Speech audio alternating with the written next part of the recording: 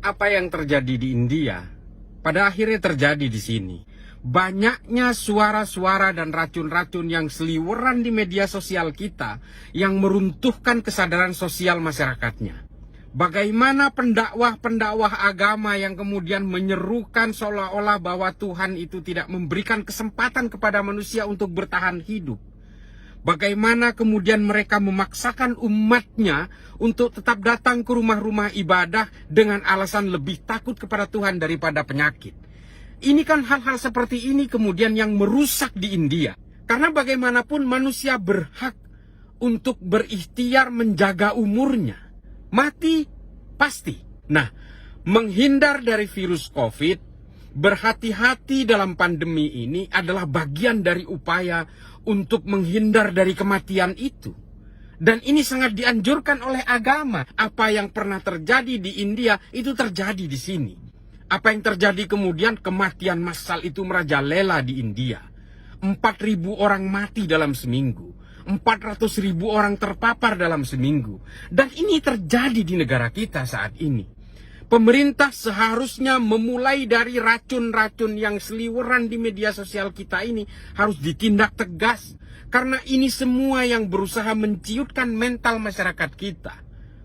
Kesadaran sosial masyarakat kita diluluh lantakkan oleh suara-suara dan racun-racun yang bersifat hasutan di dalam media sosial yang justru mengajari masyarakat kita untuk tidak bernalar. Belum kita bicara soal sampah-sampah politik yang belum pernah bisa move on itu. Menyerang pemerintah. Dan kemudian di lain pihak dia berusaha untuk menurunkan kesadaran masyarakat supaya negara ini hancur. Lalu kemudian demi kepentingan politik mereka, mereka kemudian akan berusaha mendegradasi pemerintah. Pemerintah di sini harus tegas. Harus menindak mereka. Suara-suara toksik yang berusaha menuduh konspirasi, yang menyerang pemerintah seolah-olah tidak berupaya, seolah-olah pemerintah gagal dalam hal ini, karena kegagalan itu diciptakan oleh mereka. Saya sayangkan kalau pemerintah kemudian tidak berusaha memulai dari sini. Racun-racun yang seliweran, hasutan-hasutan di media sosial, di media apapun, seharusnya ditindak. Karena ini akan menciptakan suatu dampak negatif yang sangat masif di masyarakat kita. Mereka kelompoknya kecil tapi berisiknya luar biasa. Mereka menghasut tapi kemudian mengorbankan orang yang jauh lebih banyak. Saudara-saudara saya di Madura, itu semua termakan oleh hasutan-hasutan mereka sehingga mereka tidak mau divaksin, tidak mau prokes. Pada akhirnya apa? Kematian terjadi di sana-sini dalam tempo seminggu 9 orang meninggal. Kita takut kepada Tuhan, kita mendekat kepada Tuhan.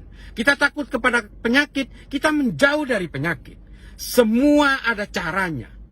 Di India terjadi hal-hal yang seperti ini secara masif, yang kemudian kegagalan semua program itu terjadi dan masyarakat juga yang kemudian menjadi korbannya.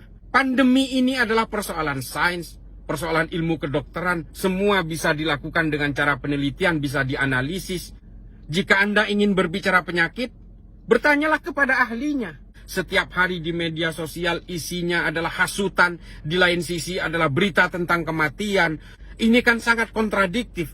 Pemerintah harus bisa mengatasi dua keseimbangan ini. Yang satu harus dilumatkan, yang satu harus diberdayakan. Yang satu harus diberi fasilitas, diberi ruang untuk menyelamatkan nyawanya. Di lain pihak mereka harus ditindak. Apa yang terjadi di India sudah terjadi di sini. Kalau sampai terjadi seperti itu, habis bangsa kita. Habis saudara-saudara kita, habis orang-orang yang dikenal oleh kita, hilang satu persatu oleh pandemi dan virus COVID ini.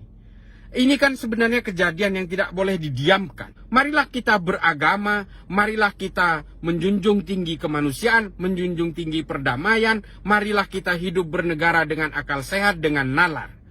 Jangan percaya oleh berbagai sampah-sampah politik. Setiap dalam pertempuran politik, orang-orang yang kalah itu selalu menghujat dan melakukan sumpah serapah terhadap yang menang. Itu terjadi sejak zaman Yunani hingga ISIS yang kemarin.